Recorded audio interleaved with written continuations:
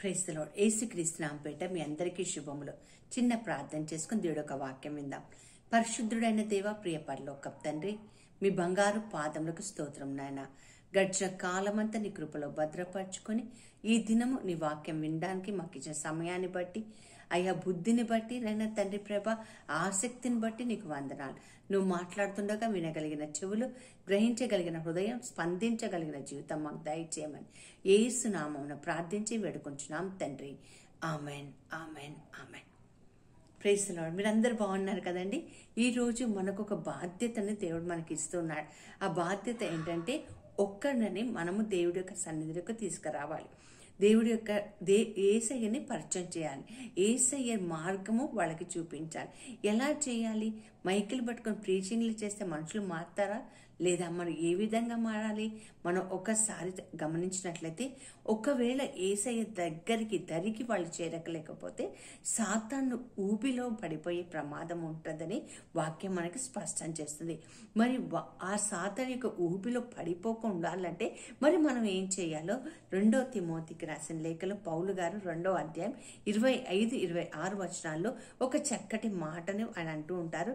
విందాం, చూద్దామండి. 2 తిమోతి 2వ అధ్యాయం 25-26 వచనాల్లో ఆయన ఏమని మాట్లాడుతూ ఉన్నారంటే, ఇదిగోండి ఆయన మాట్లాడిన మాటల్లో అన్నీ చెప్తూ, సాతాను తన ఇష్టము చొప్పున చెరపట్టిన వీరు వాని ఉరిలో నుండి తప్పించుకొని మేలుకొనరేమోనని ప్రభు యొక్క దాసుడు అట్టి వారిని సాత్వికతో, ఎట్టివారిని సాతాను ఉరిలో ఉన్న వారిని సాత్వికతో శిక్షించుచు జగడమాడక అందరి ఎడల సాధువుగాను బోధింప సమర్థుడుగాను కీడును సహించువాడుగాను ఉండవలెను.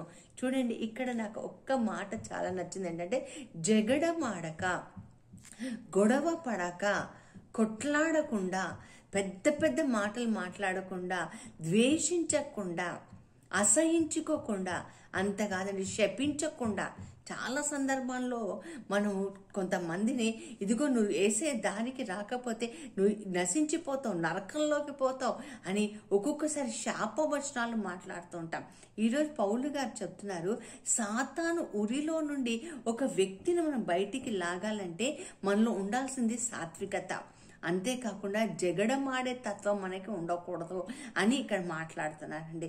మరి మనం ఒక్కసారి ఆత్మ పరిశీలన చేసుకుంటే ఎంతమందిని మన మంచి మాటలతోటి యేసయ్యకు ఆకర్షితులుగా చేశాం. ఎన్నిసార్లు మనం శపించే మాటలు మాట్లాడాం. నా జీవితంలో చాలా మంది తాగుతున్న వాళ్ళు, మరి తిరుగుతున్న వాళ్ళు, కొట్లాడుతున్న భార్యల పట్ల హింస ధోరణి ఉన్న వాళ్ళందరూ నా దగ్గరకు వచ్చినప్పుడు చాలా సందర్భాలలోనండి చాలా ఆవేశపూరితంగా వాళ్ళు వచ్చినప్పుడు వాళ్ళకి చెప్పేది ఒకటే, నెమ్మదిగా ఉండండి, గొడవ పడండి. గొడవ ఇంటూ గొడవ ఈజ్వల్ టు గొడవ, అంతే. గొడవకి మనం ఏం చేయాలంటే, మనం సాత్వికతో, నెమ్మదిగా, ఆత్మతో దేవుడిని వాళ్ళ దగ్గర తీసుకురావాలి. అందుకనే పౌలు గారు ఎఫెసీ పత్రికకు రాస్తూ ఒక మాట అంటాడు. కొలసీ పత్రిక 4వ అధ్యాయం 6వ వచనంలో ఏమంటారంటే, ఒక మాట చూద్దాం.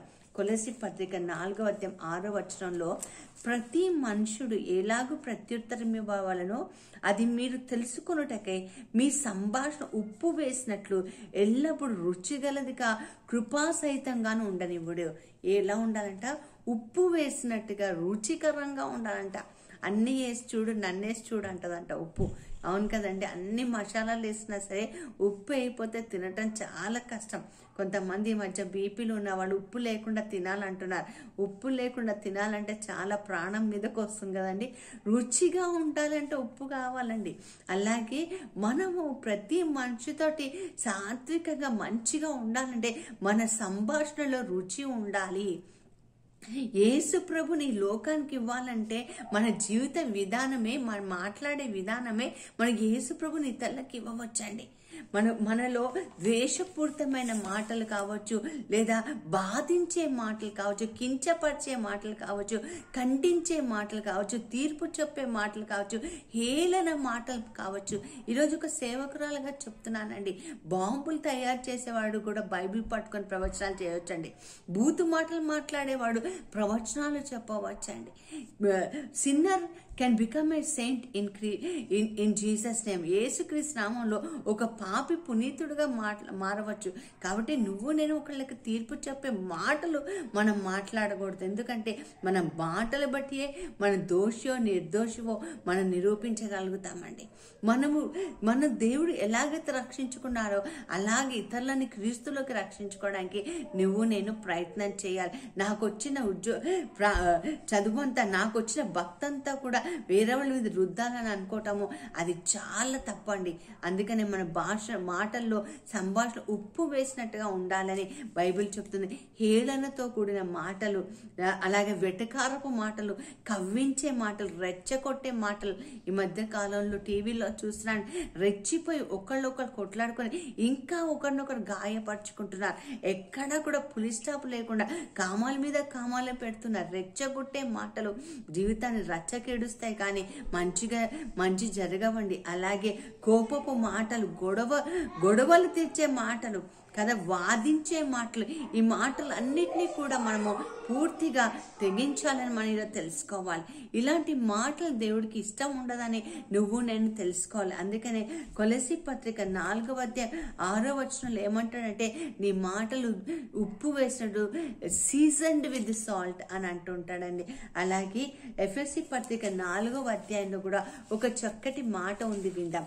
ఎఫ్ఎస్సి పత్రిక 4వ అధ్యాయం 29వ వచనంలో ఒక మాట ఉంది.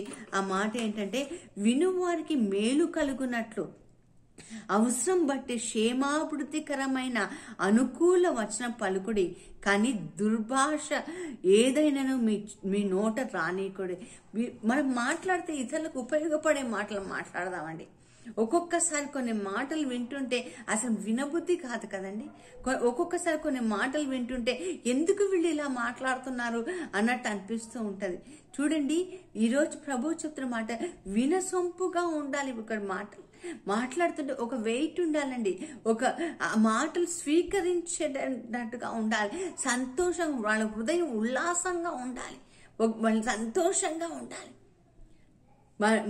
నా జీవితంలో ఒకనొక సందర్భంలో ఒక వ్యక్తి ఇలా మాట్లాడటం నేను విన్నానండి. ఆ వ్యక్తికి సంవత్సరం క్రితం యాక్సిడెంట్ అయి కాలు ఇరిగిందండి. సంవత్సరం అయిపోయింది, 2వ సంవత్సరం కూడా దాదాపు వస్తుంది. కానీ ఆ మనిషిని చూసిన ప్రతిసారి కొంతమంది కాలికి జరిగిన గాయం గురించే మాట్లాడుతున్నారు. ఆ వ్యక్తి ఈ విధంగా అన్నాడు, నేను మర్చిపోయినా కూడా మనుషులు ఇంకా మర్చిపోకుండా ఆ దెబ్బనే గుర్తు చేస్తుంటారు. నిజమే కదా. ఒక్కొక్కసారి జీవితంలో ఒక కష్టము, దుఃఖము, బాధ, లేదా ఒక పాప క్రియ చేశామేమో, ఒక బలహీనమని చెప్పామేమో, పదే పదే పదే పదే అదే ఎత్తి పొడుస్తున్నట్లయితే మేలు కలిగేటట్టుగా మీరు మాట్లాడండి అని బైబిల్ చెప్తుంది. మేలు కలిగేటట్టుగా, ఇతరులకు మేలు తెచ్చే బిడ్డలుగా నువ్వు నేను ఉండాలి, కానీ కీడు తెచ్చే బిడ్డలుగా మనం ఉండకూడదండి. మన మాట ఇతరులకు మేలు కలిగేటట్టుగా ఉందా లేదా ఈరోజు ఒకసారి ప్రశ్నించుకుందామా? మన జీవితంలో ఈ ప్రశ్నకి సమాధానం దొరుకుతుందా లేదా? మనం మాట్లాడితే అబ్బా వీళ్ళు ఎప్పుడు మానేస్తారు, వీళ్ళు ఫోన్ చేయకపోతే బాగుండు, వీళ్ళు మాట్లాడకపోతే బాగుండు అని అంటున్నారా? ఒక్క మాట మాట్లాడండి, మాకు జీవం వచ్చినట్టు ఉంటుంది అని అంటున్నారా? ఈరోజు ఆత్మ పరిశీలన చేసుకుందామా? ఒక వ్యక్తి ఈ విధంగా చెప్తున్నాడు, అన్రిఫ్లెక్టెడ్ లైఫ్ ఈజ్ వర్త్లెస్ లివింగ్. ధ్యానం లేని జీవితం వ్యర్థమైన జీవితం వద్దండి. వ్యర్థమైన మాటలు కూడా వద్దు. మన రుచికర మాటలు మాట్లాడి, ఏసే మాటలు మాట్లాడి అనేక మందికి దీవెనగా ఉందాం. అలాంటి కృప దేవుడు మనకు దయచేయనుగాక. ప్రార్థన చేసుకుందాం. పరిశుద్ధుడైన దేవా, ప్రియ పరలోకపు తండ్రి, మీ బంగారు పాదములకు స్తోత్రం నాయన.